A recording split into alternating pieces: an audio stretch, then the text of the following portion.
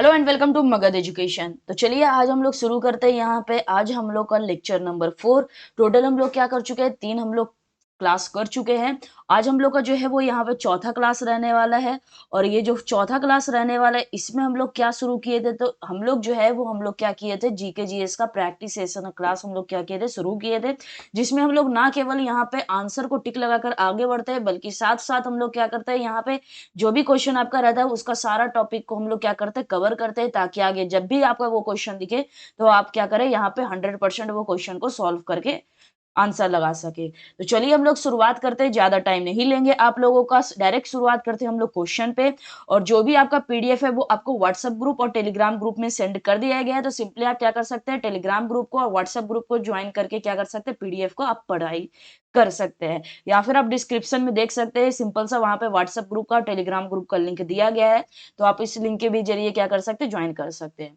चलिए आपके सामने यहाँ पे क्वेश्चन में बोला गया, साहिब बेखबर की उपाधि किस मुगल सम्राट को दी गई थी। ये आपसे क्वेश्चन में बोला गया है कि साहिब बेखबर की जो उपाधि थी वो किन मुगल सम्राट को दी गई थी। बहादुर शाह प्रथम, फ्रक्सुयर, या फिर जहादर शाह, या फिर मोहम्मद शाह। ये आपसे यहाँ पे क्वेश्चन में दिया गया है। तो जल्दी से बताएंगे इसका आंसर जो है वो क्या बनेगा। जल्दी से क्वेश्चन नंबर फर्स्ट का आंसर बताएंगे। तो जो बहादुर शाह प्रथम है, ये क्या है, यहाँ पे ये जो है वो औरंगजेब के सबसे बड़े पुत्र है, आप लोगों को पता होगा। इनका जो शासन काल रहा है वो कब से कब तक रहा है, तो 1707 से 1712 तक रहा है। इनका जो वास्तविक नाम था वो क्या था, तो मुअज्जम था। इनका जो वास्तविक नाम था वो क्या था, मुअज्जम था। और गद्दी पर बैठने के बाद ये कौन सी उपाधि लिए थे, तो ये जो उपाधि लिए थे वो क्या लिए थे, तो शाह आलम प्रथम की उपाधि लिए थे।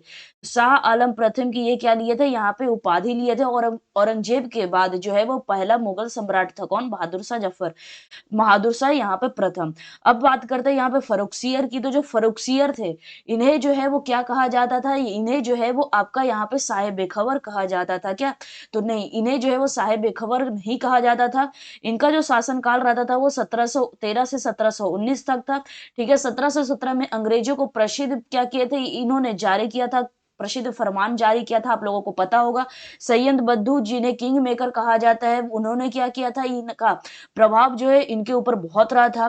उसके बाद आपका आ जाता है जहादर शाह। तो जो जहादर शाह थे, ये क्या था, ये भी उत्तर हमारा क्या हो जाएगा, यहाँ पे सही नहीं होगा, क्योंकि इनका जो वर्ष चला था, इनका जो शासन चला था वो केवल कितने वर्ष चला था, यहाँ पे 1 वर्ष चला था। कब से कब तक, तो 1712 से लेकर 1713 तक इनका क्या रहा था, यहाँ पे शासन रहा था। ठीक है, अपने शासन काल में लाल कुंबर के कारण ये क्या रहा था, इनका जो शासन रहा था वो क्या रहा था, यहाँ पे बहुत फेमस रहा था। ठीक है, आगे क्या दिया गया, मोहम्मद शाह। तो मोहम्मद शाह जो थे वो ये क्या थे, मोहम्मद शाह को क्या कहा जाता था, साहिब बेखबर कहा जाता था। बिल्कुल सही बात है, मोहम्मद शाह को ही क्या कहा जाता था, यहाँ पे शाह ए बेखबर कहा जाता था। ठीक है, तो साहिब बेखबर किन्हें कहा जाता था, यहाँ पे मोहम्मद शाह को कहा जाता था। साहिब बेखबर का मतलब क्या होता है, ऐसा शासक जिसे अपने राज्य की वास्तविक स्थिति का क्या रहता था, यहाँ पे सही ज्ञान नहीं रहता था। तो वो कौन थे, यहाँ पे मोहम्मद शाह थे। तो करेक्ट आंसर क्या हो जाएगा, ऑप्शन नंबर डी हमारा बिल्कुल सही आंसर हो जाएगा। ठीक है, और इन्हीं के समय में, कब, तो इन्हीं के समय में 1739 में ही क्या हुआ था, यहाँ पे नादिर शाह ने क्या किया था, यहाँ पे दिल्ली पर हमला किया था, राजधानी को लूटा, और कोहिनूर हीरा जो था, आप लोगों को पता होगा यहाँ पे कोहिनूर हीरा के बारे में। तो कोहिनूर हीरा और साथ ही साथ क्या था, यहाँ पे मयूर सिंहासन। ठीक है, तो कोहिनूर हीरा और जो मयूर सिंहासन था वो अपने साथ क्या कर दिया गया था, यहाँ पे लेकर चला गया था। मोहम्मद शाह जो है था वो इस आक्रमण का प्रभावी ढंग से सामना नहीं कर सका। इसी कारण जो है वो इतिहास में इसे क्या बोला जाता है, यहाँ पे साहिब बेखबर कहा जाता है। ठीक है, तो उम्मीद करते हैं यहाँ तक सभी लोगों को क्या हो गया होगा, यहाँ पे क्लियर हो गया होगा कि साहिब बेखबर जो है किन्हें कहा जाता है, यहाँ पे मोहम्मद शाह को कहा जाता है। चलिए next question, question number second. Question number second में यहाँ पे क्या दिया गया है, 61वां संवैधानिक संशोधन अधिनियम 1989 निम्नलिखित में से, 1989 निम्नलिखित में से किससे संबंधित है। 61वां संवैधानिक संशोधन अधिनियम 1989 निम्नलिखित में से किससे संबंधित है। इसका आंसर जो है वो जल्दी से बताएंगे। यहाँ पे पंचायती राज से, फंडामेंटल ड्यूटी से, या फिर मतदान की आयु कम करने से है, या फिर जीएसटी से है। जल्दी से इसका आंसर बताएंगे, क्या होगा इसका आंसर। देखिए, यहाँ पे जो आपका पंचायती राज है, पंचायती राज के बारे में बताए थे कि जो पंचायती राज है, ये हम लोग कुछ लेक्चर पहले देखे थे। जो पंचायती राज है ये जो है वो आपका 73वां संविधान संशोधन 1992 द्वारा क्या किया था, इसे जो है वो संवैधानिक दर्जा दिया गया था। और ये जो है वो लागू कब किया गया था, तो 24 अप्रैल 1993 को, 24 अप्रैल 1993 से क्या कर दिया गया था, इसे लागू कर दिया गया था। कौन से पार्ट में रखा गया था, तो इसे जो है वो पार्ट 9 में रखा गया था। इसका जो आर्टिकल है वो कब कहाँ से तक है, तो 243 से 243 ओ तक है। ये सभी चीज हम लोग पहले कवर कर चुके थे। कौन सी अनुसूची में जोड़ी गई थी, तो इसका जो शेड्यूल है वो कौन सा अनुसूची हो जाएगा, तो 11वां अनुसूची में क्या की गई थी, यहाँ पे जोड़ी गई थी। ठीक है, तो पंचायती राज तो हमारा नहीं होगा आंसर, क्योंकि ये 73वां संविधान संशोधन के तहत था। ये जो आपका फंडामेंटल आपका ड्यूटीज है, फंडामेंटल ड्यूटीज आप लोगों को बहुत बार बताएं कि ये जो था वो 42वां संविधान संशोधन 1976 का था। ठीक है, इसके तहत ये फंडामेंटल ड्यूटीज को क्या किया गया था, यहाँ पे संविधान में जोड़ा गया था। इसे ही फंडामेंटल ड्यूटीज को ही क्या कहते हैं, यहाँ पे मिनी कॉन्स्टिट्यूशन कहते हैं, क्या कहते हैं, लघु संविधान कहते हैं। ठीक बात है। इसे जो है वो कौन से पार्ट में रखा गया था, तो इसे जो है वो पार्ट 4A में रखा गया था। कौन से आर्टिकल में रखा गया था, तो इसे जो है वो 51A में रखा गया था। शुरुआत में जो थे वो कितने यहाँ पे मौलिक कर्तव्य थे, शुरुआत में जो है वो 10 फंडामेंटल राइट से। ठीक है, उसी के बाद ये जो है वो 11 फंडामेंटल राइट हो गया। कब हो गया, तो यहाँ पे 86वें संविधान 86 कॉन्स्टिट्यूशन अमेंडमेंट कब हुआ था, यहाँ पे 2002 में हुआ था, जिसके कारण यहाँ पे 11वां फंडामेंटल राइट क्या हो गया था, इसमें जोड़ा गया था। तो ऑप्शन नंबर बी भी हमारा क्या हो जाएगा, यहाँ पे गलत हो जाएगा। ठीक है, आगे क्या दिया गया, यहाँ पे लोअरिंग ऑफ वोटिंग एज और जीएसटी दिया गया है। तो जो जीएसटी है ये आपका कौन से संविधान संशोधन के तहत आता है, तो जीएसटी जो है वो आपका 101वां संविधान संशोधन, जो कि आपका कब हुआ था, 2016 में हुआ था। ठीक है, इसके तहत इसे क्या किया गया था, यहाँ पे लागू किया गया था जीएसटी को। ठीक है, ये जो है वो आपका पूरे देश में जो है वो कब लागू किया गया था जीएसटी को, तो 1 जुलाई 2017 को क्या कर दिया गया था, पूरे देश में लागू कर दिया गया था। और आर्टिकल जो आपका यहाँ पे 279A है, आर्टिकल 279A है, इसके तहत क्या हुआ था, आर्टिकल 279A के तहत जो है वो जीएसटी काउंसिल, कौन सा काउंसिल, तो जीएसटी काउंसिल क्या किया गया था, इसका गठन किया गया था। जीएसटी काउंसिल का क्या किया गया था, गठन किया गया था आर्टिकल 279A के तहत। ठीक है, और जीएसटी काउंसिल का जो अध्यक्ष अगर बोला जाए कि जीएसटी काउंसिल के अध्यक्ष कौन होते हैं, तो जो केंद्रीय वित्त मंत्री होते हैं। कौन यहाँ पे केंद्रीय जो वित्त मंत्री होते हैं वही क्या रहते हैं यहाँ पे, तो वही जो है वो जीएसटी काउंसिल के क्या रहते हैं यहाँ पे, अध्यक्ष रहते हैं। ठीक बात है। तो हम लोग से पूछा गया था 61वां, तो ये तो होगा नहीं, ये तो 101वां आएगा। तो करेक्ट आंसर क्या हो जाएगा, ऑप्शन नंबर सी हमारा क्या हो जाएगा, बिल्कुल सही आंसर हो जाएगा।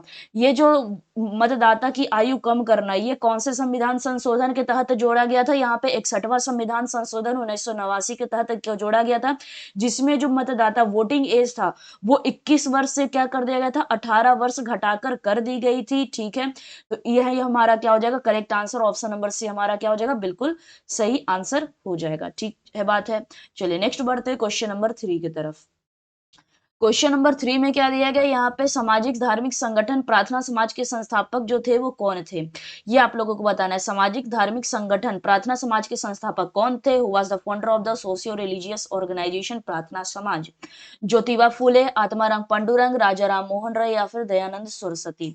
तो देखिए, जो ज्योतिबा फूले थे इन्होंने प्रार्थना समाज की स्थापना नहीं की थी। इन्होंने जो है वो समाज में फैली जो जाति प्रथा थी, छुआछूत और महिलाओं की जो अशिक्षा के खिलाफ काम किए थे, ये कौन, ज्योतिबा फूले थे। और इनके द्वारा जो यहाँ पे संगठन जो स्थापित किया गया था वो कौन सा था, तो सत्य शोधक समाज था। कौन सा समाज था, तो सत्य शोधक समाज की क्या की गई थी, स्थापना की गई थी।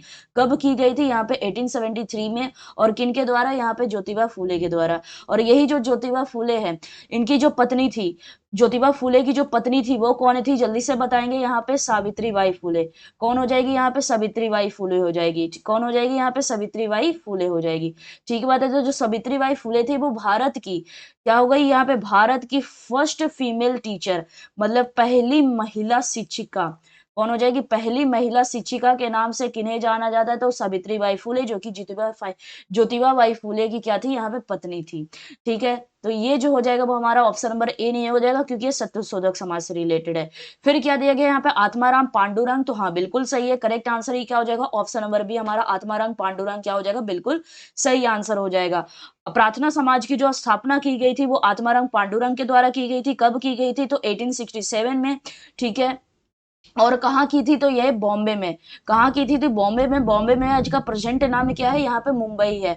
इस जो आपका जो संस्था था यहाँ पे प्रार्थना समाज, इसका उद्देश्य क्या था कि जो जाति प्रथा चल रही थी, बाल विवाह और जो सामाजिक जो बुराइयां था, उसको क्या करना था यहाँ पे इस समाज का क्या था, यहाँ पे समाप्त करना था। जो भी सामाजिक बुराई थी, जाति प्रथा थी, बाल विवाह था, ये सभी चीज को क्या करना था, यहाँ पे समाप्त करना था। साथ ही साथ जो है वो महिला शिक्षा या फिर विधवा विवाह को क्या देना था, यहाँ पे बढ़ावा देना था। ठीक है, बाद में जो है वो यहाँ पे महादेव गोविंद रानडे भी क्या किया, यहाँ पे इस संस्था के क्या बन गए, यहाँ पे प्रमुख नेताओं में क्या हो गए, शामिल हो गए। कौन, यहाँ पे एमजी रानाडे, मतलब महादेव गोविंद रानाडे। ठीक है, वो भी किससे जुड़े हुए हैं, यहाँ पे प्रार्थना समाज से भी जुड़े हुए हैं, तो यहाँ पे लिख देते हैं एमजी रानाडे। ये भी आपसे पूछा जा सकता है। ठीक है, फिर क्या आ जाता है यहाँ पे, ऑप्शन नंबर बी तो सही हो गया, लेकिन बाकी ऑप्शन को भी हम लोग क्या करेंगे, यहाँ पे देखते हुए चलेंगे। जो आपके राजा राम मोहन राय जी हो जाएंगे, ये क्या किए थे, तो 1828 में क्या किए थे, यहाँ पे ब्रह्म समाज की क्या किए थे, यहाँ पे स्थापना की थी। कौन से समाज की, ब्रह्म समाज की, 1828 में। और सती प्रथा के सबसे बड़े विरोधी भी कौन रहे, यहाँ पे राजा राम मोहन राय जी रहे हैं। ठीक है, 1829 में हम लोग को पता है कि 1829 में लॉर्ड विलियम बेंटिंग ने क्या किया था, यहाँ पे सती प्रथा पर प्रतिबंध लगाया था। और हेल्प करने वाले कौन थे, तो राजा राम मोहन राय जी थे। ठीक है, अगर यहीं पे बोला जाए राजा राम मोहन राय जी के बारे में, यहाँ पे ये पूछ लिया जाए कि भारतीय पुनर्जागरण का जनक किन्हें कहा जाता है, इंडियन रेनेसांस का जनक किन्हें कहा जाता है, क्या मतलब इसका, कि भारतीय पुनर्जागरण का जो जनक है वो किन्हें कहा जाता है, ये आपसे यहाँ पे पूछा जाए, तो भारतीय पुनर्जनक का जनक जो है वो राजा राम मोहन राय जी को ही कहा जाता है। इसे जल्दी से कॉपी में नोट कर लेंगे। ठीक है, उसके बाद आता है यहाँ पे option number D, Dayanand Saraswati. तो जो दयानंद सरस्वती थे वो 1875 में क्या किए थे, यहाँ पे आर्य समाज की स्थापना की थी। कौन से समाज की, आर्य समाज की स्थापना की थी। इनका जो प्रसिद्ध नारा था, इनका जो प्रसिद्ध नारा था वो क्या था, तो यहाँ पे वेदों की तरफ लौटो, वेदों की ओर लौटो, इनका क्या था, यहाँ पे प्रसिद्ध नारा था। ठीक है, बैक टू वेदास इनका क्या था, यहाँ पे प्रसिद्ध नारा था। अगर इनका जो पुस्तक, प्रसिद्ध पुस्तक की बात की जाए, ये भी पूछा जाता है। इनका जो प्रसिद्ध पुस्तक था वो कौन था, तो सत्यार्थ प्रकाश। इनका जो प्रसिद्ध पुस्तक की बात की जाए तो वो क्या हो जाएगा, यहाँ पे सत्यार्थ प्रकाश हो जाएगा। ठीक बात है, चलिए, तो ये सभी हो जाएंगे, ज्योतिबा फूले, सत्यशोधक समाज, आत्माराम पांडुरंग, प्रार्थना समाज, राजा राम मोहन राय, ब्रह्म समाज, और दयानंद सरस्वती आर्य समाज की बात करते हैं। चलिए next question, question number 4। Question number 4 में क्या दिया गया, यहाँ पे फास्फोरस का जो एटॉमिक नंबर हो जाएगा वो क्या हो जाएगा। फास्फोरस का एटॉमिक नंबर जो हो जाएगा, यहाँ पे परमाणु संख्या हो जाएगी, वो क्या हो जाएगी, 12 होगी, 15 होगी, 17 होगी, या फिर यहाँ पे 20 हो जाएगी। तो हमारा करेक्ट आंसर क्या हो जाएगा, फास्फोरस का, ऑप्शन नंबर बी हम लोग का क्या हो जाएगा, यहाँ पे बिल्कुल सही आंसर हो जाएगा फास्फोरस का। लेकिन 12 किसका होगा, तो जो 12 होता है वो किसका होता है, मैग्नीशियम का होता है। जो 12 होता है वो किसका होता है, मैग्नीशियम का होता है। ठीक है, ये जो है वो मैग्नीशियम, ये आपका ग्रुप सेकंड में आता है। मैग्नीशियम किस में आता है, ग्रुप 2 का तत्व है ये एक क्या है, यहाँ पे अल्कलाइन, यहाँ पे अर्थ मेटल है। ये जो हो जाएगा वो आपका क्या हो जाएगा, अल्कलाइन अर्थ मेटल है मैग्नीशियम। बिल्कुल सही बात है यहाँ पे। और जलने पर चमकदार सफेद रोशनी भी कौन देता है, यहाँ पे जब हम लोग जलाते हैं तो सफेद जो चमकदार रोशनी होता है वो मैग्नीशियम के कारण होता है। ठीक है, फिर आपका आता है यहाँ पे आर्टिकल 17, तो सॉरी आर्टिकल नहीं, यहाँ पे हम लोग का आता है यहाँ पे एटॉमिक नंबर 17। तो एटॉमिक नंबर 17 किसका होता है, यहाँ पे क्लोरीन का होता है। एटॉमिक नंबर 17 किसका होता है, क्लोरीन का होता है। ठीक है, ये जो है वो हेलोजोन ग्रुप का हो जाएगा। कौन से ग्रुप का हो जाएगा, हेलोजोन ग्रुप हो जाएगा। और कौन सा ग्रुप संख्या, यहाँ पे 17 हो जाएगा, इसका तत्व है। ठीक है, फिर क्या दिया गया यहाँ पे 20। तो ये जो हो जाता है वो किसका हो जाता है, तो 20 जो हो जाता है वो आपका कैल्शियम का हो जाता है। और कैल्शियम को किस प्रकार से, Ca से डिनोट करते हैं। ये जो है वो ग्रुप सेकंड का एलिमेंट है। ग्रुप सेकंड का ये एलिमेंट है। हड्डी और जो दांत होता है उसका निर्माण के लिए क्या करता है, बहुत ही महत्वपूर्ण भूमिका निभाता है, हम लोग को पता है कैल्शियम। तो ये यहाँ पे जो आपका 15 दिया गया है, ये किसका होता है, ये फास्फोरस का होता है। इसका एटॉमिक नंबर कितना होता है, यहाँ पे 15 होता है। इसका रासायनिक जो प्रतीक होता है ये आपका क्या हो जाएगा, इसको पी से डिनोट करते हैं। ये एक क्या है, फास्फोरस, ये एक नॉन मेटल है। जो फास्फोरस है ये एक क्या है, एक नॉन मेटल है। कौन से ग्रुप से, नाइट्रोजन फैमिली से ये बिलोंग करता है। और नाइट्रोजन फैमिली किस में रहती है, तो नाइट्रोजन फैमिली ग्रुप यहाँ पे किस में रह जाएगी, यहाँ पे 15 में हो जाएगी। समूह 15 का क्या है, यहाँ पे सदस्य है। तो ये सभी चीजें आपको क्या रखना है, यहाँ पे याद रखना है। चलिए नेक्स्ट क्वेश्चन, क्वेश्चन नंबर 5।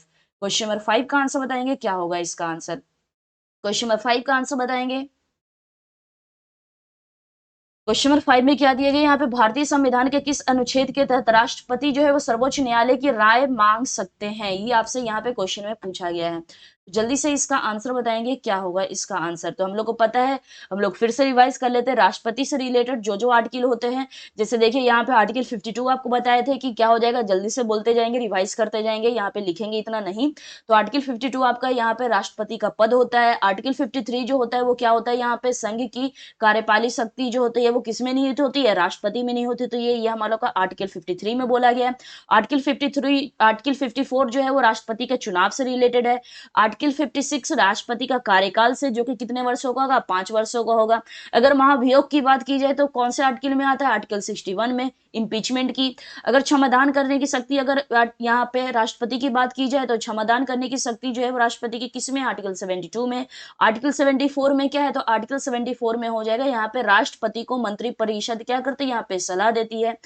ठीक है। अगर यहीं पे बात की जाए 123 की, जो आर्टिकल 123 है, यहाँ पे क्या दिया गया, आर्टिकल 123। तो आर्टिकल 123 ये क्या करता है, अध्यादेश, ऑर्डिनेंस जारी करने की शक्ति। ये आर्टिकल किस में आ जाएगा, 123 में आ जाएगा। ठीक है। तो ये क्या करता है, यहाँ पे आर्टिकल 123 में क्या हो जाएगा, अध्यादेश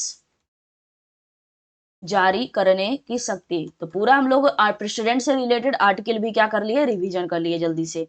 तो ये अध्यादेश जारी करने की शक्ति किसमें, यहाँ पे 123 में है। संसद का सत्र ना होने पर इसी का क्या किया जाता है, यहाँ पे उपयोग किया जाता है। और संसद का सत्र शुरू होने के 6 सप्ताह के भीतर अध्यादेश को क्या मिलनी चाहिए, यहाँ पे मंजूरी मिलनी चाहिए, नहीं तो वो क्या हो जाएगा, यहाँ पे समाप्त हो जाता है। उसके बाद आपका क्या दिया गया, यहाँ पे आर्टिकल 143। तो आर्टिकल 143 हमारा क्या हो जाएगा, यहाँ पे बिल्कुल सही आंसर हो जाएगा। आर्टिकल 143 क्या कहता है यहाँ पे हम लोग का, तो आर्टिकल 143 के तहत जो है वो राष्ट्रपति किसी भी यहाँ पे लीगल या फिर कॉन्स्टिट्यूशनल प्रश्न पर क्या कर सकता है, यहाँ पे सुप्रीम कोर्ट से क्या कर सकता है, यहाँ पे राय मांग सकता है। मतलब कि कोई भी महत्वपूर्ण कानूनी या फिर संवैधानिक प्रश्न जो भी होगा उस पर जो है वो राष्ट्रपति क्या कर सकता है, सुप्रीम कोर्ट से राय मांग सकते हैं। ठीक है। कौन से अनुच्छेद के तहत, यहाँ पे आर्टिकल 143 के तहत।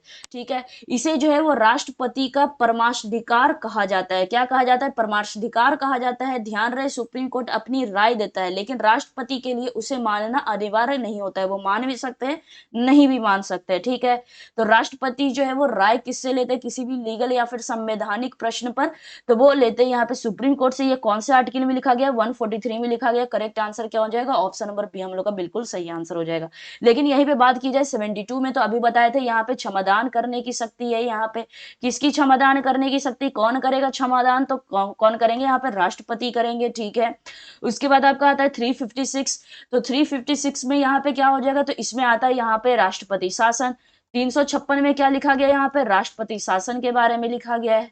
किसके बारे में, यहाँ पे राष्ट्रपति शासन से संबंधित है। यदि किसी राज्य में संविधान के अनुसार सरकार नहीं चल रही होती है तो राष्ट्रपति शासन क्या कहा जाता है, लगाया जाता है। तो ये भी हम लोग का यहाँ पे इससे रिलेटेड आंसर नहीं था, जो भी आपका क्वेश्चन में पूछा गया था। ठीक है। इसी जो राष्ट्रपति शासन को ही क्या बोला जाता है, यहाँ पे स्टेट इमरजेंसी भी कहते हैं। राष्ट्रपति शासन को ही हम लोग क्या कहते हैं, यहाँ पे स्टेट इमरजेंसी भी कहते हैं। तो आपसे पूछा जा सकता है राष्ट्रपति शासन कौन सा अनुच्छेद, अनुच्छेद 356, इसी को क्या बोलते हैं, स्टेट इमरजेंसी भी बोलते हैं। तो सबसे पहले अगर बोला जाए कि राष्ट्रपति जो शासन था वो कब लगाया गया था, तो सबसे पहले जो राष्ट्रपति शासन था वो आपका 1951 में लगाया गया था। और किस पे लगाया गया था, तो यहाँ पे पंजाब में लगाया गया था। तो पंजाब में सबसे पहले लगाया गया था 1951 में। ये सभी बातों को आप लोग नोट रखेंगे। चलिए नेक्स्ट क्वेश्चन की तरफ बढ़ते हैं, क्वेश्चन नंबर 6 की तरफ। क्वेश्चन नंबर 6 में क्या दिया गया, मानव शरीर की किस ग्रंथि को मास्टर ग्रंथि के रूप में जाना जाता है। सभी लोग उम्मीद करते हैं आप लोग अच्छे तरीके से नोट्स बना रहे होंगे।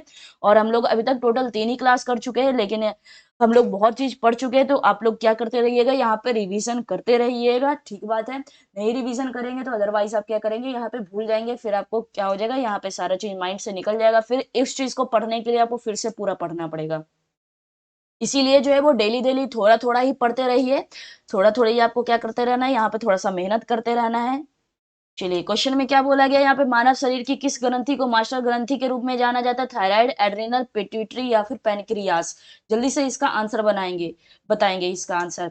तो बिल्कुल इसका सही आंसर क्या हो जाएगा, जल्दी से इसका आंसर बताएंगे। तो सही आंसर हो जाएगा ऑप्शन नंबर सी हो जाएगा। तो थायराइड क्यों नहीं हुआ, एड्रिनल और पैनक्रियास क्यों नहीं हुआ, क्योंकि जो थायराइड है इसे जो है वो एक महत्वपूर्ण ग्रंथि है और इसे मास्टर ग्लैंड नहीं कहा जाता। ये जो थायराइड है ये जो है वो शरीर की ग्रोथ में, मेटाबॉलिज्म और विकास को क्या करता है, यहाँ पे नियंत्रित करता है। थायराइड ग्रंथि जो है वो कहाँ पे होती है, तो ये जो है नेक मतलब किसमें, यहाँ पे गर्दन में होती है। थायराइड ग्रंथि जो है वो कहाँ पे होती है, यहाँ पे गर्दन में होती है। ये कौन सी हार्मोन बनाती है, तो ये जो है वो थायरॉक्सिन बनाती है।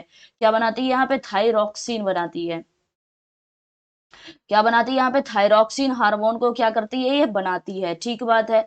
और इस हार्मोन के लिए जो है वो क्या चीज उपयोगी होता है, इस हार्मोन के लिए क्या आवश्यक होता है, तो इस हार्मोन के लिए आयोडीन आवश्यक होता है। और आयोडीन की कमी से क्या होता है, तो घेंगा होता है। आपको बहुत बार यहाँ पे रिपीट कर चुके हैं यहाँ पे। तो आयोडीन की कमी से क्या होता है, यहाँ पे ग्वाइटर रोग होता है। ठीक है। अब यहाँ पे बात की जाए एड्रिनल की, तो एड्रिनल से रिलेटेड आपको क्या क्या बात याद रखना है कि जो एड्रिनल है, ये दोनों जो है, ये जो एड्रिनल है ये किडनी के ऊपर में क्या रहता है, यहाँ पे दोनों ही किडनीज के ऊपर में क्या रहता है, ये प्रेजेंट रहते हैं। ठीक है। ये कौन सा हार्मोन बनाती है, तो ये एड्रीनालिन हार्मोन बनाती है। कौन सा हार्मोन बनाती है, एड्रीनालिन हार्मोन, क्यों क्या करती है, ये बनाती है। एड्रेनालिन हार्मोन को ही इमरजेंसी हार्मोन भी कहा जाता है। देखिए यहाँ पे कल के क्लास से रिलेटेड है, इमरजेंसी हार्मोन कहा जाता है। ठीक बात है। तो जितना आपको पढ़ाई एग्जाम में इससे बाहर नहीं जाएगा, बस आपको क्या करना है, थोड़ा सा ट्रस्ट करना है और जितना बोला जाए बस उतना आप पढ़ते जाइए। ठीक है।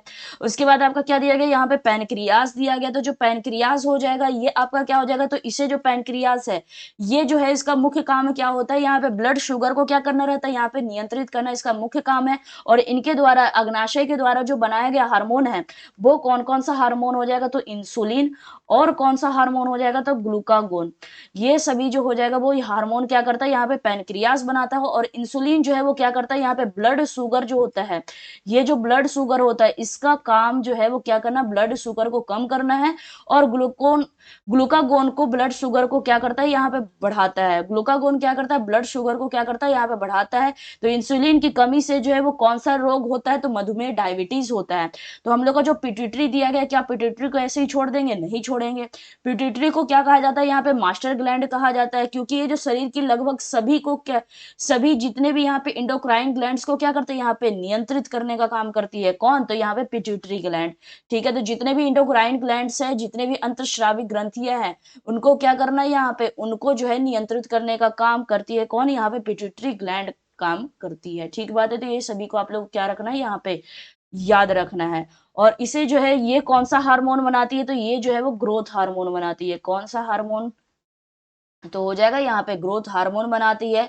सबसे अधिक हार्मोनों को नियंत्रित भी कौन करती है, यहाँ पे पिट्यूटरी ग्लैंड करती है। तो उम्मीद करते हैं यहाँ तक क्लियर हो गया होगा।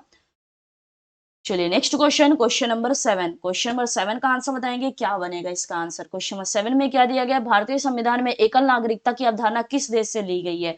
जो सिंगल सिटीजनशिप की जो धारणा है वो कौन से देश से ली गई है, यूएसए, यूके, कनाडा, आयरलैंड। जल्दी से इसका आंसर बताएंगे, क्या होगा इसका आंसर, जल्दी से इसका आंसर बताएंगे। तो देखिए यूएसए से जो है वो आपका क्या क्या लिया गया है, तो यूएसए से आपका आ जाएगा फंडामेंटल राइट्स, एफ आर लिख देते हैं, फंडामेंटल राइट्स आप लोग पूरा लिख लीजिएगा। तो यूएसए से जो फंडामेंटल राइट्स लिया गया है। जुडिशियल रिव्यू, जुडिशियल रिव्यू बोलने का मतलब क्या हो जाएगा, यहाँ पे न्यायिक पूर्वा पुनर्विलोकन, न्यायिक पुनर्विलोकन। ठीक है।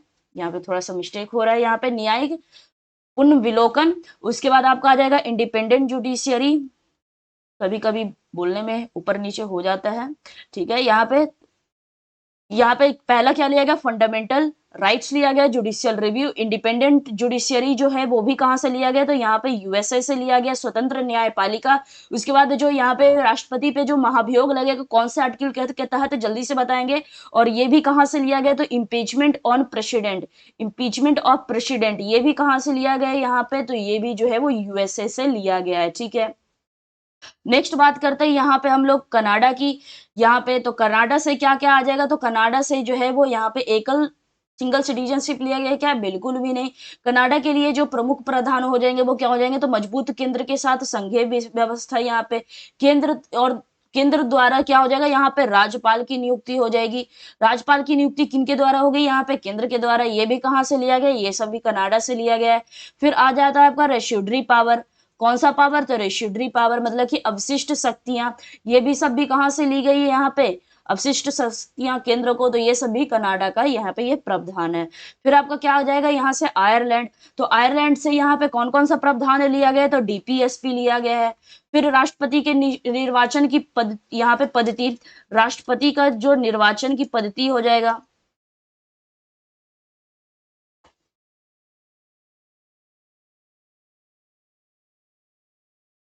राष्ट्रपति के निर्वाचन की पद्धति भी कहां से लिया गया, आयरलैंड से लिया गया है। यहाँ पे राज्यसभा में जो नॉमिनेटेड मेंबर्स की व्यवस्था रहेगी वो भी कहां से ली गई, यहाँ पे आयरलैंड से ली गई। तो ब्रिटेन से क्या क्या लिया गया है, तो ब्रिटेन से जो हो जाएगा वो आपका सिंगल सिटीजनशिप तो होगा ही होगा, मतलब कि ऑप्शन नंबर बी तो हमारा सही हो जाएगा।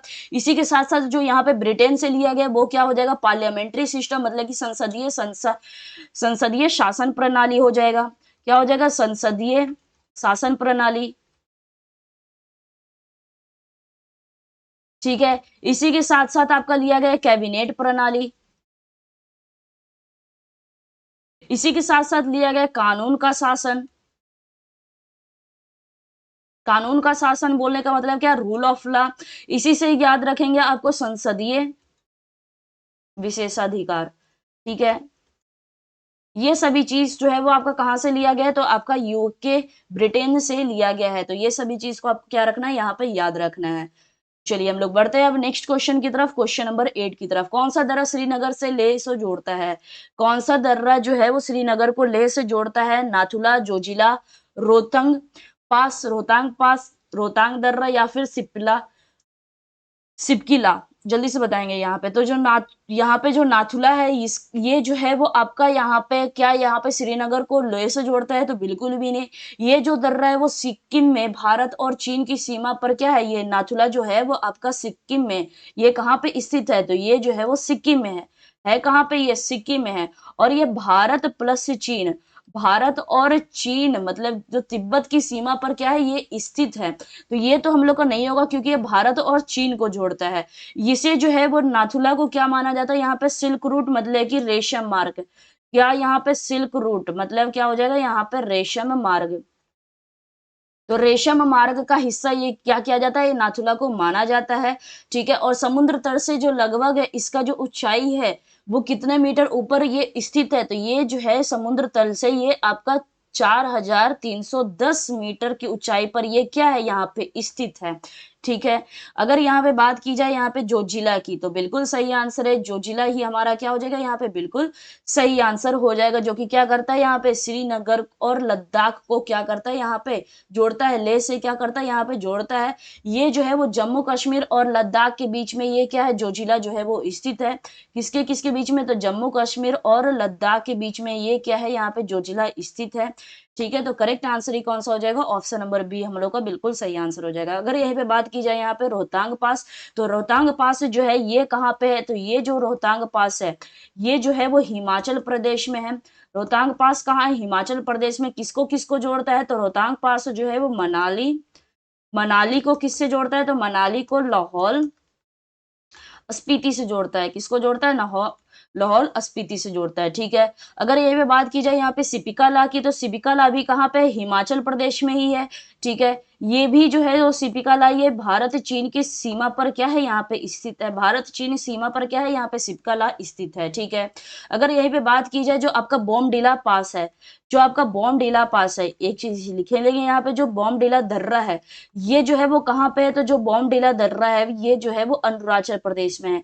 कहाँ पे है, तो बोमडिला दर्रा जो है वो आपका कहाँ पे हो जाएगा, यहाँ पे अरुणाचल प्रदेश में हो जाएगा। इसे आप क्या कर लेंगे, यहाँ पे लिख लेंगे। अगर यहीं पे बात की जाए लेपू लेख की, लेपू लेख दर्रा की, किसकी बात की जाए यहाँ पे, लीपू लेख दर्रा की, लीपू लेख पास की।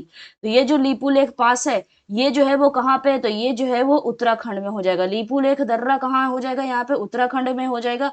और ये जो है वो भारत नेपाल चीन का जो संगम है उसके पास है। ठीक है, कैलाश मानसरोवर यात्रा के लिए ये क्या होता है, प्रसिद्ध है। कौन, लेपुलेख पास, इसीलिए इसे जो है वो आप इंपॉर्टेंट मार्क करके क्या कर लीजिएगा, इसे याद कर लीजिएगा। कैलाश मानसरोवर यात्रा के लिए कौन सा प्रसिद्ध है, तो लेपुलेख दर्रा प्रसिद्ध है।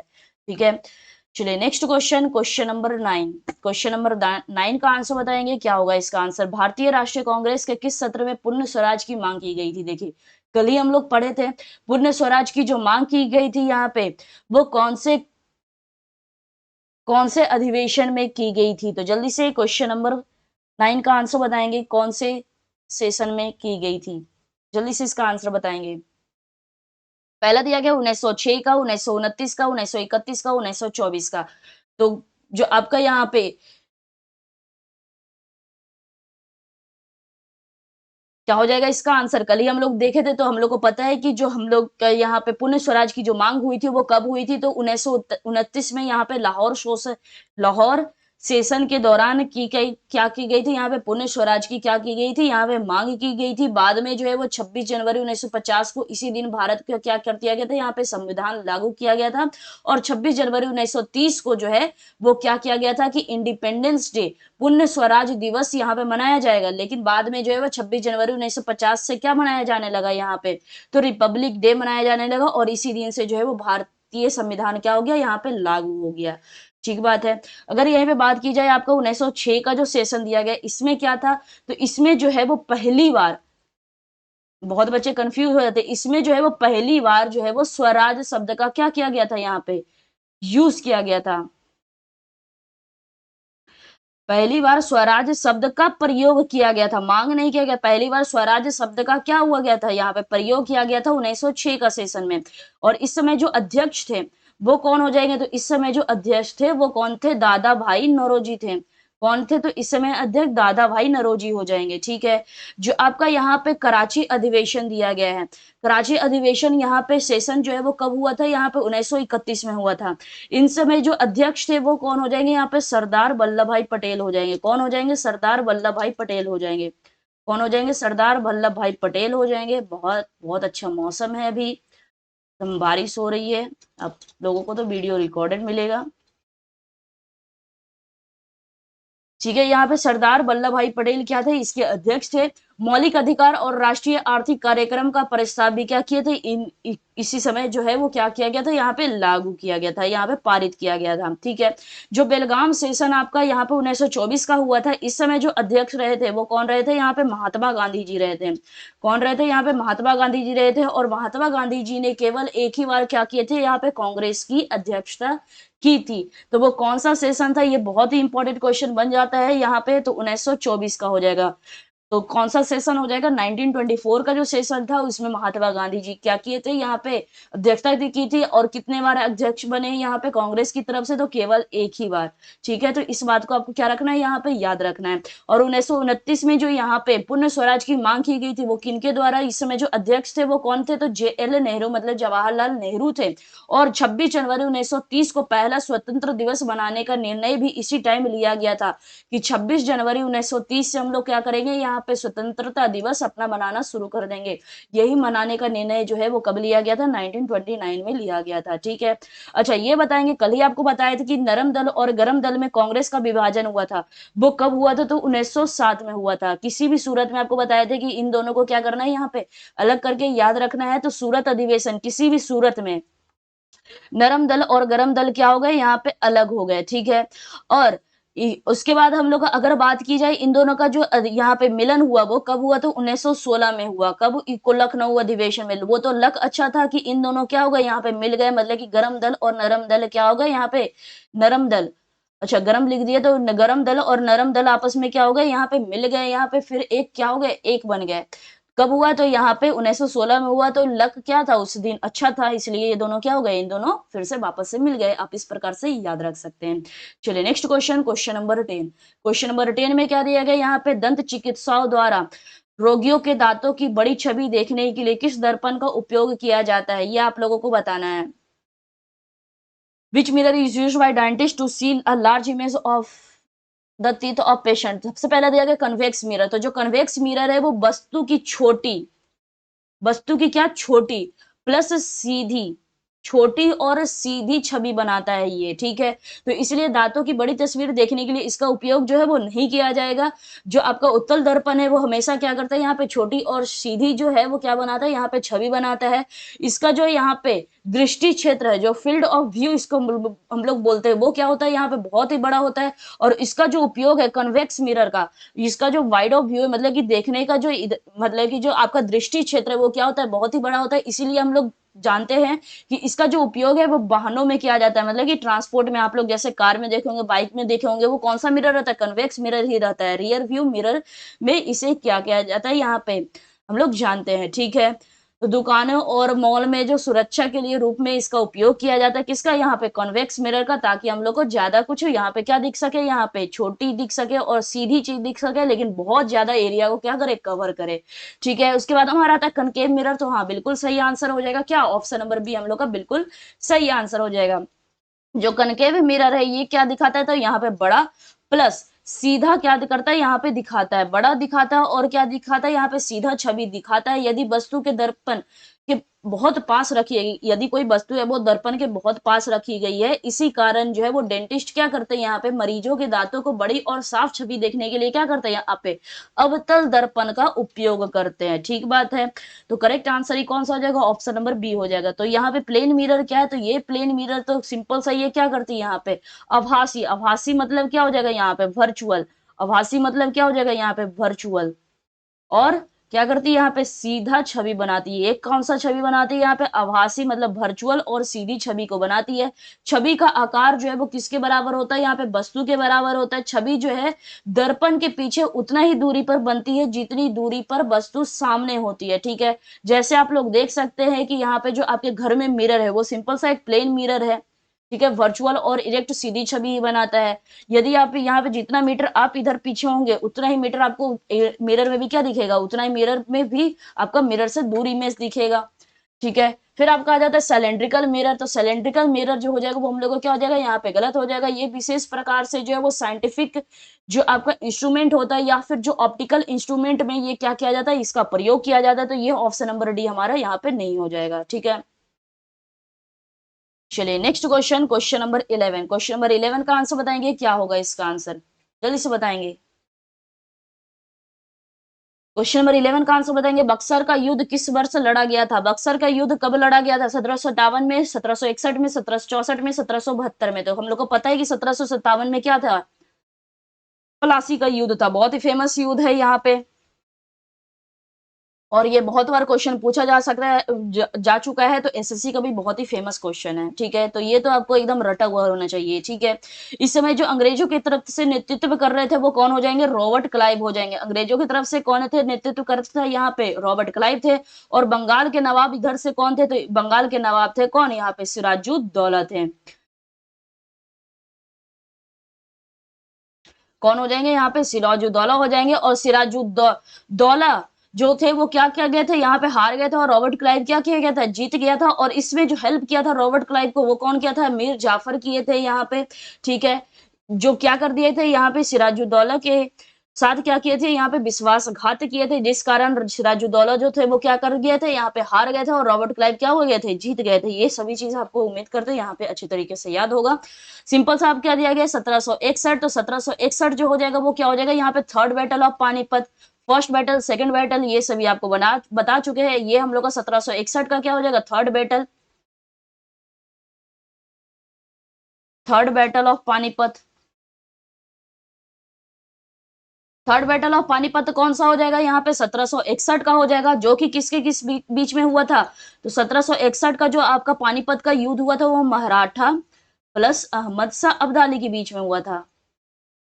मराठा प्लस अहमद शाह अब्दाली के बीच में ये लड़ा गया था। और मराठा क्या हो गए थे, हार गए थे। तो जीता कौन, यहाँ पे अहमद शाह अब्दाली जीत गए थे, ठीक है। तो ये भी ऑप्शन नहीं होने वाला है। 1764, 1764 हमारा क्या हो जाएगा, यहाँ पे बिल्कुल सही आंसर हो जाएगा।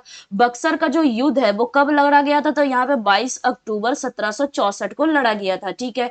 ये युद्ध जो है वो किन के बीच में हुआ था, तो ईस्ट इंडिया कंपनी, EIC लिख देते हैं यहाँ पे, ईस्ट इंडिया कंपनी प्लस इधर से कौन कौन थे, तो इधर से जो थे वो मीर कासिम थे, मीर जाफर नहीं था, जाफर तो यहाँ पे डफर का काम किया और क्या किया यहाँ पे, वो ये रॉबर्ट क्लाइव का मदद कर दिए। इस प्रकार से आप याद रख सकते हैं।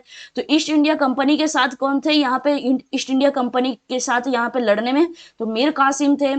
यहाँ पे सुजाउद्दौला थे, सिराजुद्दौला नहीं, सिराजुद्दौला प्लासी का युद्ध से यहाँ पे कौन हो जाएंगे, सुजाउद्दौला हो जाएंगे, कंफ्यूज नहीं होइएगा, सुजाउद्दौला हो जाएंगे। फिर कौन हो जाएंगे यहाँ पे, शाह आलम, कौन हो जाएंगे यहाँ पे, शाह आलम द्वितीय।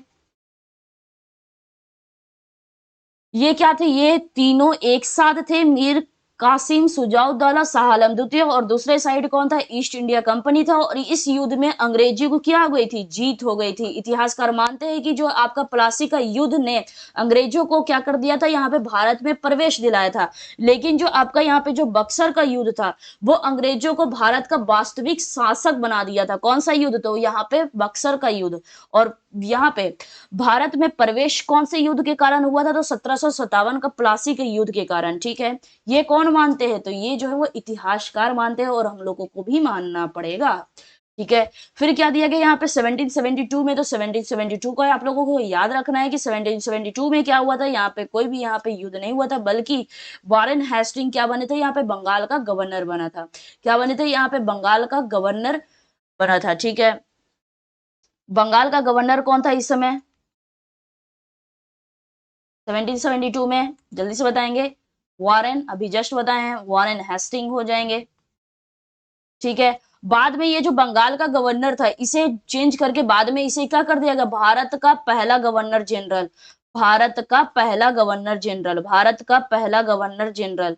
अभी अभी क्या चल रहा है, 1772 चल रहा है, तो अभी वॉरेन हेस्टिंग बंगाल गवर्नर हो जाएंगे। ठीक है, और यहाँ पे आपका भारत का पहला गवर्नर जनरल भी कौन हो जाएगा, तो भारत का पहला गवर्नर जनरल भी कौन बना, यहाँ पे वॉरेन हेस्टिंग ही बना था।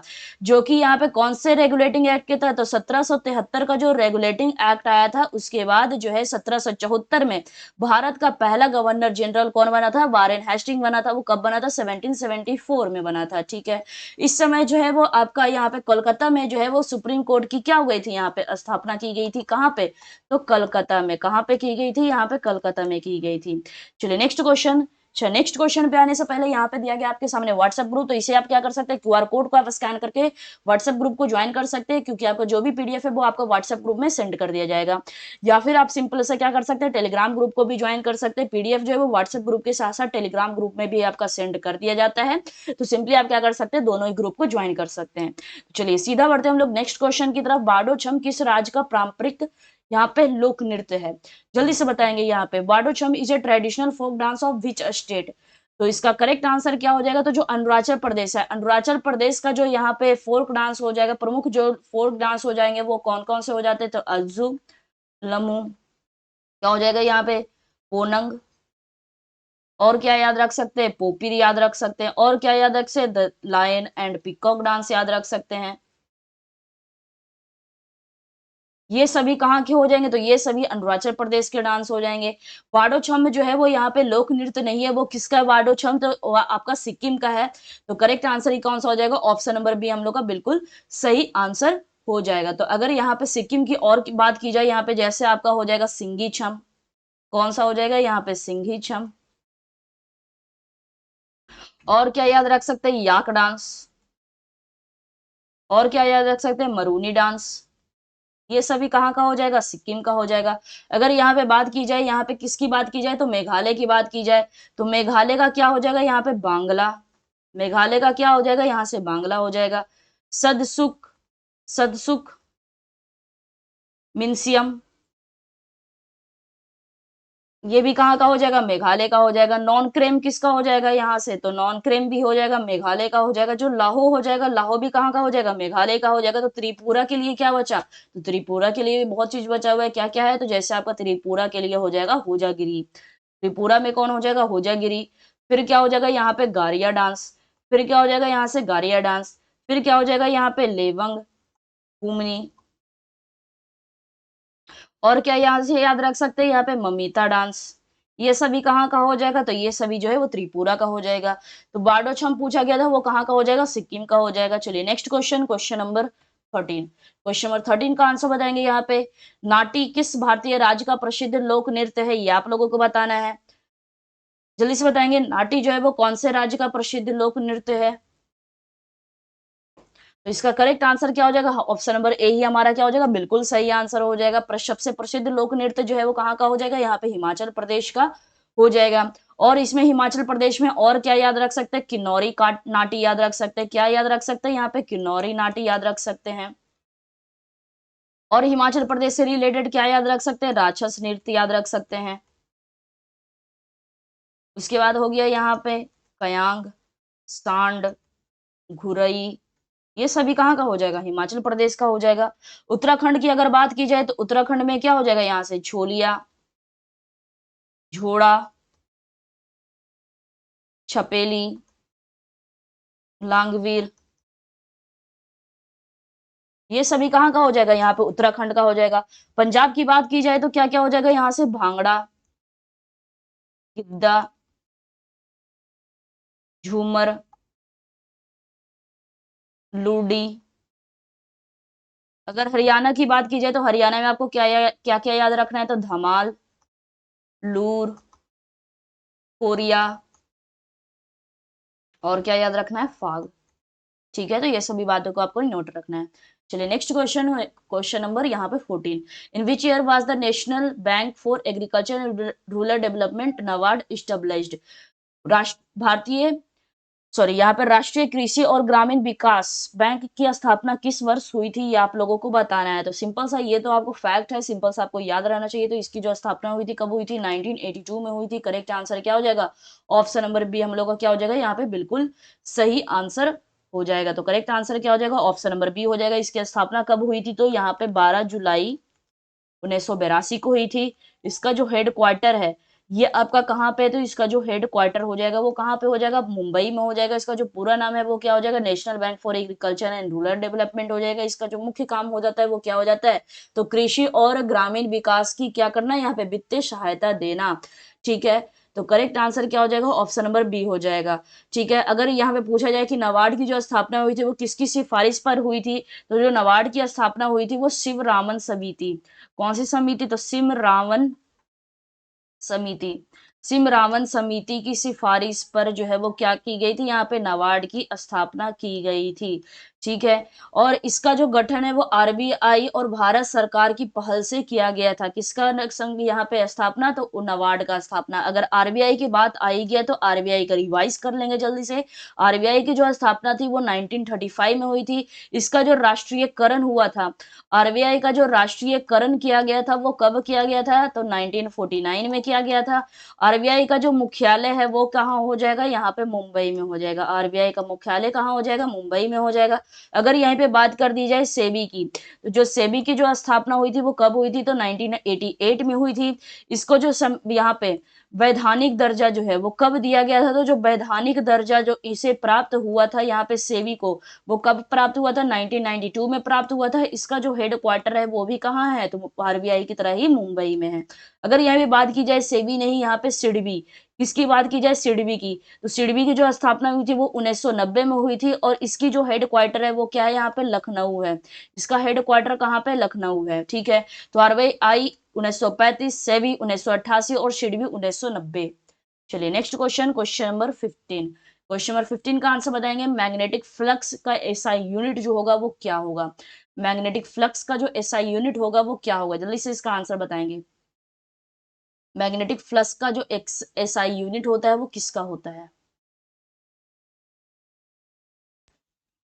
तो सबसे पहले देखिए यहाँ पे हम लोग को क्या दिया गया, जो टेस्ला दिया गया है, तो टेस्ला जो हो जाएगा वो किसका हो जाएगा, मैग्नेटिक फ्लक्स डेंसिटी का हो जाएगा। किसका हो जाएगा, ये किसकी इकाई है, तो ये मैग्नेटिक है, तो मैग्नेटिक ही है, तो फ्लक्स ही, लेकिन इसके साथ आ जाता है कौन, डेंसिटी। तो टेस्ला किसका हो जाएगा, मैग्नेटिक फ्लक्स डेंसिटी का हो जाएगा। तो ऑप्शन नंबर ए हमारा क्या हो जाएगा, यहाँ पे बिल्कुल गलत हो जाएगा। ठीक है, टेस्ला।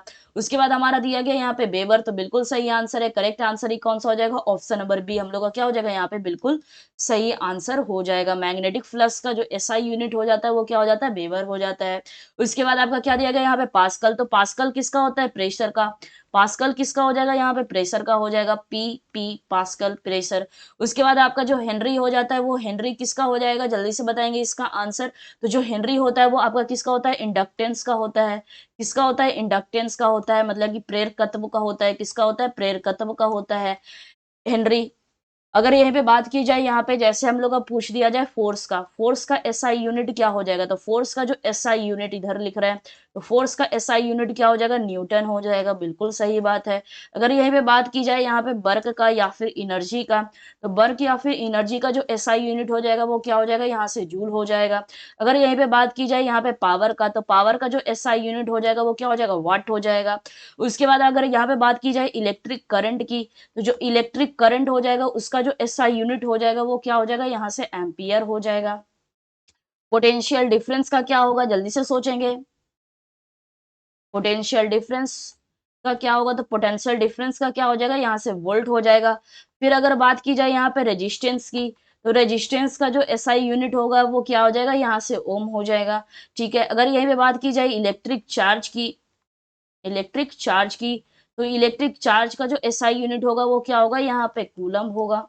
क्या हो जाएगा, कूलम हो जाएगा। और यहाँ पे एक लास्ट बात कर दी जाए फ्रीक्वेंसी की, किसकी, तो फ्रीक्वेंसी की, तो फ्रीक्वेंसी का क्या हो जाएगा, हर्ट्ज हो जाएगा। ये बहुत बार रिपीटेड यही सब घुमा घुमा कर पूछा जाता है, तो ये सभी को आपको नोट रखना है। ठीक है।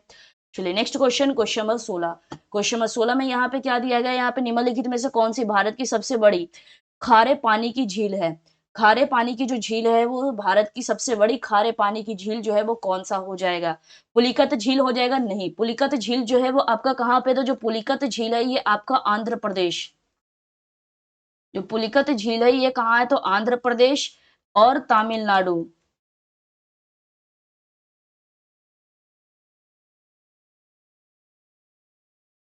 पुलिकत झील कहाँ पे है, तो आंध्र प्रदेश और तमिलनाडु है में है। और ये भारत की दूसरी सबसे बड़ी खारे पानी की झील है।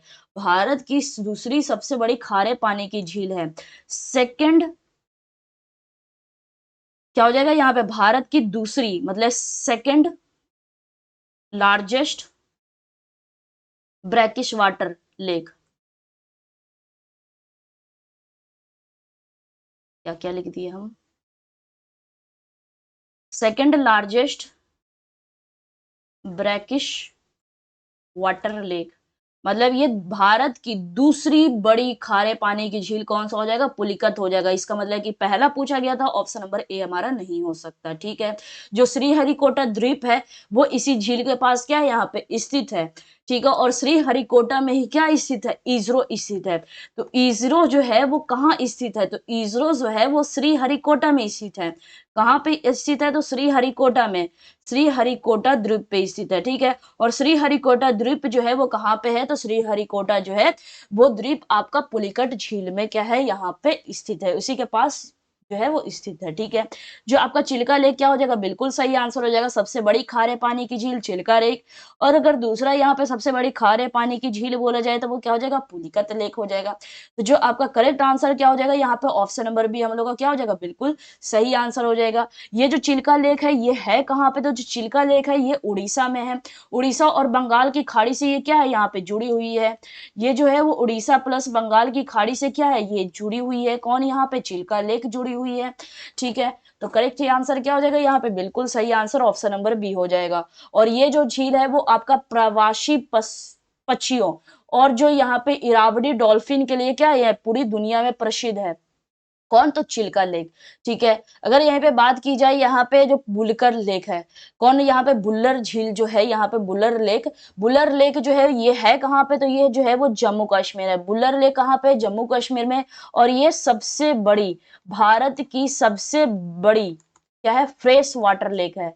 भारत की सबसे बड़ी जो है वो क्या है, फ्रेश वाटर लेक है। ठीक बात है। ये कौन सी नदी पर स्थित है, बुल्लर लेक, तो ये जो है वो आपका झेलम नदी पर है। कौन सी नदी पर है, झेलम नदी पर है। जो आपका सांभर लेक है ये है कहाँ पे, तो ये जो सांभर लेक है ये राजस्थान में, कहाँ पे है, राजस्थान में। और ये भारत की सबसे बड़ी भारत की सबसे बड़ी यहाँ पे इनलैंड साल्ट वाटर लेक है, इनलैंड साल्ट वाटर लेक है। भारत की सबसे बड़ी इनलैंड वाटर लेक यहाँ पे कौन सा हो जाएगा, salt water lake, sambar lake, bowler lake, Bharat की सबसे बड़ी फ्रेश वाटर लेक। अगर यहीं पे बात की जाए यहाँ पे भारत की जो प्रमुख यहाँ पे फ्रेश वाटर लेक है वो और कौन कौन सा हो जाएगा, जैसे आपका कोल्लूर झील हो जाएगा, ये आपका कहाँ हो जाएगा, तो आंध्र प्रदेश का है। तो आप क्या कर सकते हैं यहाँ पे याद रख सकते हैं। अगर यहाँ पे बात की जाए यहाँ पे लोकतक झील की, लोकतक झील भी आपका क्या किया जाता है, यहाँ पे पूछ लिया जाता है लोकतक लेक। तो जो लोकतक लेक हो जाएगा ये आपका क्या हो जाएगा, तैरते हुए द्वीप। क्या सा द्वीप, तो तैरते हुए द्वीप मतलब कि यहाँ पे फुमडीज, फुमडीज के लिए ये क्या है यहाँ पे प्रसिद्ध है। तैरते हुए झील के लिए क्या है यहाँ पे, लोकतक लेक क्या है यहाँ पे प्रसिद्ध है। ठीक है, जैसे आपका हो गया यहाँ पे लोकतक लेक में ही इसी झील में स्थित कौन सा राष्ट्रीय उद्यान है, जल्दी से बताएंगे, केबुल लामजाओ राष्ट्रीय उद्यान भी कहाँ पे है, यहाँ पे लोकतक लेक में ही यहाँ पे स्थित है। और लोकतक लेक जो है वो है कहाँ पे, तो ये जो है वो मणिपुर में है। कहाँ पे है, तो मणिपुर में। चलिए next question, question number 17। Question number 17 में यहाँ पे क्या दिया गया, किस नदी को दक्षिण गंगा के नाम से भी जाना जाता है। तो कौन सा ऐसा नदी है जिसे जो है वो दक्षिण गंगा के नाम से भी जाना जाता है। सबसे पहले दिया गया यहाँ पे कृष्णा। तो कृष्णा हमारा क्या हो जाएगा, गलत हो जाएगा, क्योंकि कृष्णा इसका जो उद्गम होता है, कृष्णा का जो उद्गम होता है ये कहाँ से होता है, तो कृष्णा का जो उद्गम होता है आप लोगों को याद रखना है महाबलेश्वर से होता है। कहाँ से होता है यहाँ पे इसका उद्गम, महाबलेश्वर महाराष्ट्र से इसका उद्गम होता है। ठीक है, इसके जो प्रमुख यहाँ पे सहायक नदी है, जो सबसे प्रमुख जो सहायक नदी हो जाएगी यहाँ पे कृष्णा की, वो कौन सी हो जाएगी, तो तुंगभद्रा हो जाएगी। क्या हो जाएगी, यहाँ से तुंगभद्रा जो हो जाएगी वो क्या हो जाएगी, यहाँ पे कृष्णा नदी की सबसे प्रमुख जो हो जाएगी वो क्या हो जाएगी, सहायक नदी हो जाएगी। और अगर प्रमुख सहायक नदी की बात की, जैसे आपका हो जाएगा भीमा, जैसे आपका हो जाएगा घाट प्रभा, और क्या हो सकता है यहाँ पे मालप्रभा, ये सभी जो है वो क्या हो जाएगी, कृष्णा नदी की क्या हो जाएगी यहाँ पे सहायक नदी हो जाएगी। इसका जो उद्गम है कहाँ पे होता है, महाबलेश्वर महाराष्ट्र में होता है। ठीक है, जो कृष्णा नदी पर ही कौन सा बांध बना हुआ है, तो नागार्जुन, नागार्जुन सागर बांध। नागार्जुन सागर बांध भी कौन से नदी पे बना हुआ है, तो यहाँ पे कृष्णा नदी पे ही बना हुआ है। उसके बाद बात करते हैं यहाँ पे कावेरी को। तो कावेरी को यहाँ पे इसको भी दक्षिण गंगा नहीं कहते, लेकिन इसका भी हम लोग देख लेते हैं। जो कावेरी है इसका जो है वो उद्गम कहाँ होता है, तो इसका जो उद्गम होता है वो यहाँ पे कहाँ पे होता है, तो ब्रह्मगिरी में। कहाँ होता है, तो ब्रह्मगिरी पहाड़ियों से होता है। ठीक है, और कहाँ से, तो कर्नाटक से। ब्रह्मगिरी पहाड़ी का कहाँ से, तो कर्नाटक से होता है। ठीक है, और ये कहाँ जाकर गिरती है, तो ये जो है वो बंगाल की खाड़ी में जाकर गिरती है। यहाँ पे जो प्रसिद्ध यहाँ पे जलप्रपात है, जो यहाँ का अगर प्रसिद्ध जलप्रपात की बात की जाए, किसकी तो बात की जाए, प्रसिद्ध जलप्रपात की बात की जाए, कि जो कावेरी में जो स्थित है प्रसिद्ध जलप्रपात वो कौन सा हो जाएगा, तो शिवनाथ, शिवनाथ, शिवनाथ समुद्रम, शिवनाथ समुद्र जो हो जाएगा, शिवनाथ समुद्र जो जलप्रपात है वो क्या हो जाएगा यहाँ से, ये प्रसिद्ध जलप्रपात हो जाएगा। कहाँ का प्रसिद्ध जलप्रपात हो जाएगा, तो कावेरी का। ठीक है, कावेरी जल विवाद जो है वो कर्नाटक और तमिलनाडु के क्या है, बीच में अभी भी है। ठीक है, उसके बाद हम लोग को क्या दिया गया यहाँ पे, गोदावरी। तो बिल्कुल सही आंसर क्या हो जाएगा, ऑप्शन नंबर सी हम लोग का क्या हो जाएगा, बिल्कुल सही आंसर हो जाएगा। गोदावरी को ही दक्षिण गंगा कहा जाता है और भारत की दूसरी सबसे लंबी नदी भी है। क्या हो जाएगा यहाँ पे, सेकेंड, मतलब कि दूसरी सबसे लंबी नदी, सेकेंड सबसे लंबी नदी कौन सी हो जाएगी, यहाँ पे गोदावरी हो जाएगी। इसका जो उद्गम होता है, जो गोदावरी का जो यहाँ पे उद्गम हो जाएगा, गोदावरी का जो उद्गम होता है ये कहाँ पे होता है, तो त्र्यंबकेश्वर में होता है। गोदावरी का उद्गम कहाँ पे होता है, तो त्र्यंबकेश्वर में होता है। और ये कहाँ पे है, तो ये नासिक महाराष्ट्र में है। कहाँ पे है, तो नासिक महाराष्ट्र से होता है इसका क्या, यहाँ पे उद्गम। ठीक बात है, और ये जो है बंगाल की खाड़ी में जाकर क्या करती है, यहाँ पे गिर जाती है। उसके बाद करते हैं यहाँ पे महानदी की। तो महानदी का जो उद्गम हो जाएगा, महानदी का जो उद्गम होता है ये कहाँ से होता है, तो महानदी का जो उद्गम होता है यहाँ पे सिहावा पहाड़ी से होता है। कहाँ से होता है, सिहावा पहाड़ियों से होता है। और सियावा पहाड़ी जो है वो कहाँ पे, तो ये जो है वो छत्तीसगढ़ से इसका क्या होता है, यहाँ पे उद्गम होता है। ठीक है, ये भी बंगाल की खाड़ी में जाकर गिरती है। और जो हीराकुंड बांध है इसी पर बना हुआ है, जो आपका महानदी पर ही क्या बना हुआ है, यहाँ पे हीराकुंड बांध बना हुआ है। हीराकुंड बांध जो है वो भी कहाँ पे बना हुआ है, यहाँ पे तो आपका महानदी पर ही बना हुआ है। ठीक है, और हीराकुंड बांध जो है वो भारत के सबसे लंबे बांधों में से एक है।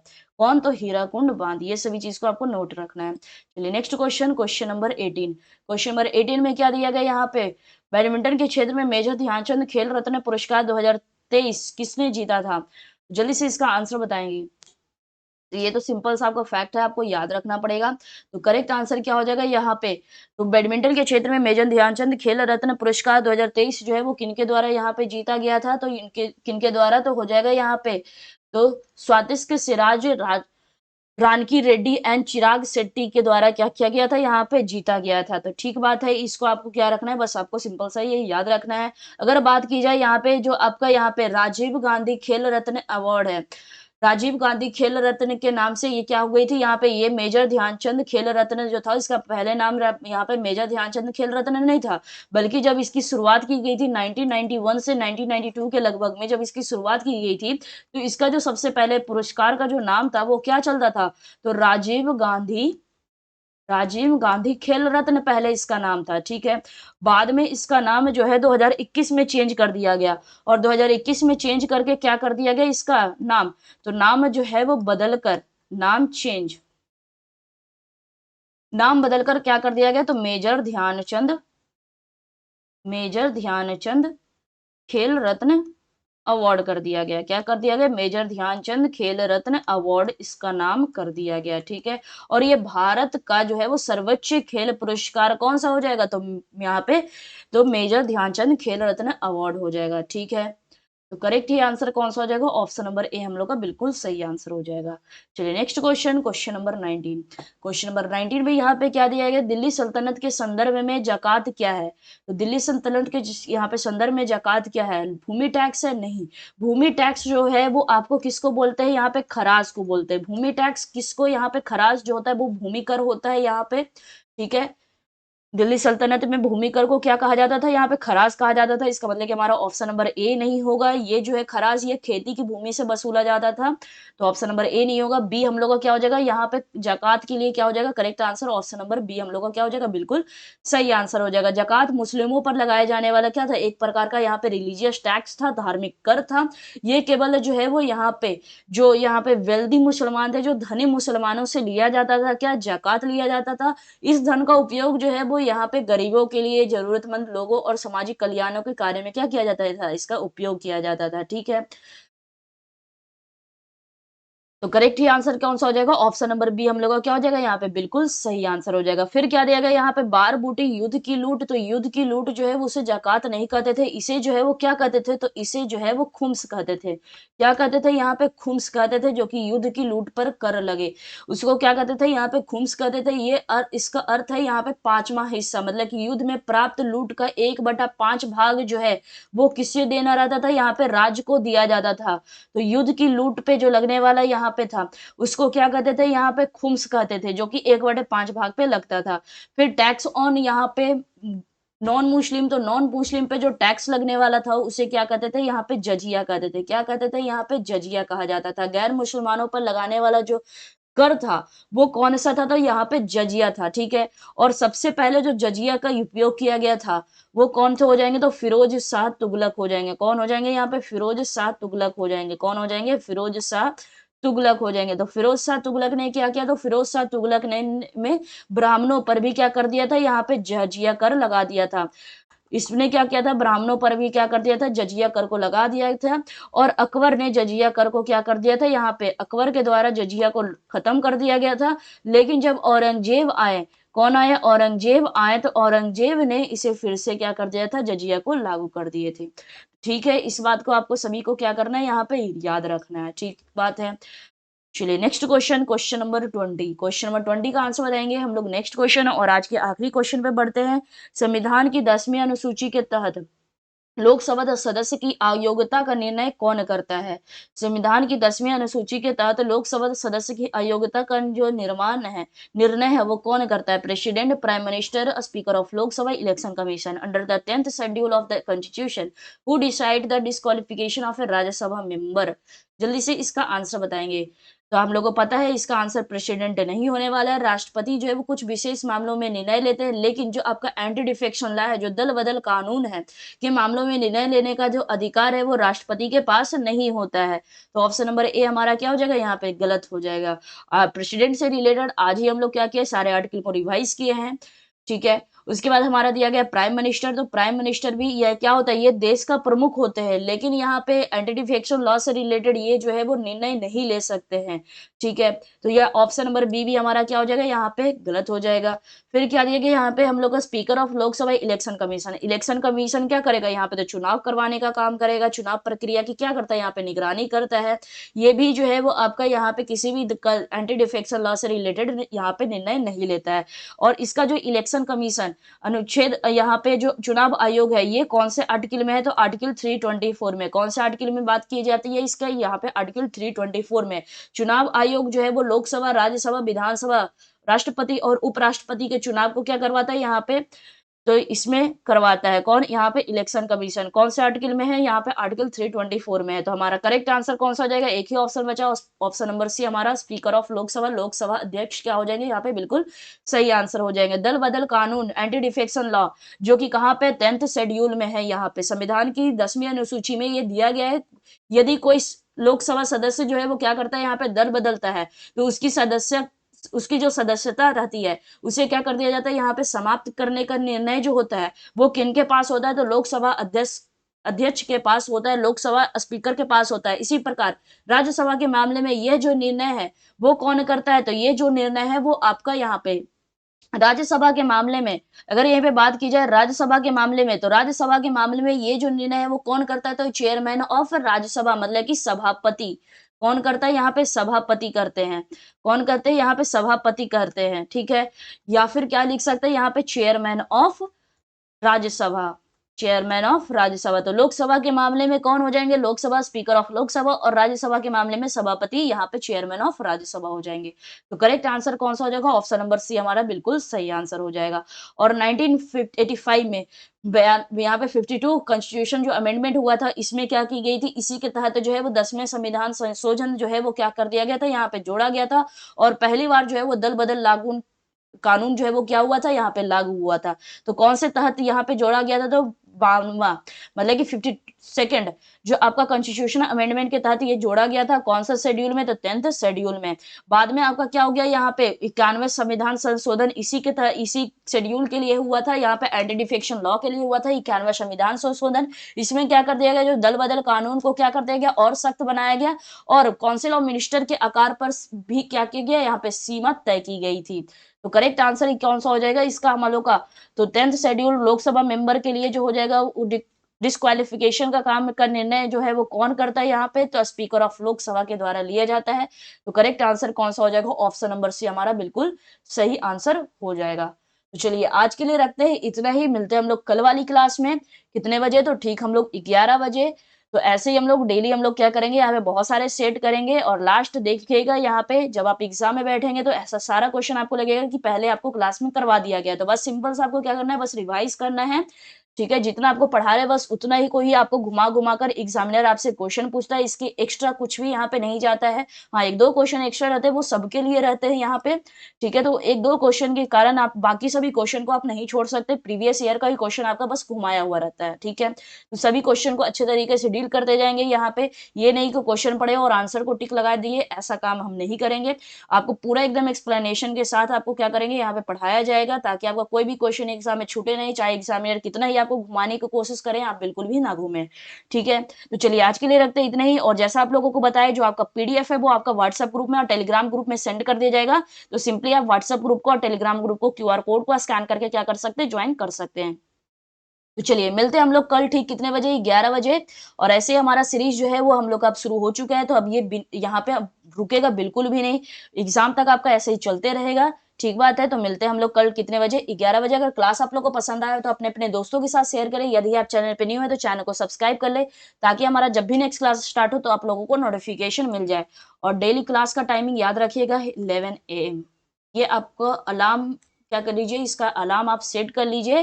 ठीक है, जैसे ही 11 बजे का आपको क्या करना है, यहाँ पे पूरे लेक्चर को आपको कंप्लीट देखना है, विथ आपको नोट्स बनाते जाना है। ठीक है, जो बात आपको आता है अच्छी बात है, उसको रिवाइज कर लीजिए, केवल जो नहीं आता उसको जल्दी से नोटबुक में लिख कर क्या कर लीजिए, उसको याद कर लीजिए। चलिए मिलते हैं कल हम लोग ठीक 11 बजे। सभी लोग को धन्यवाद।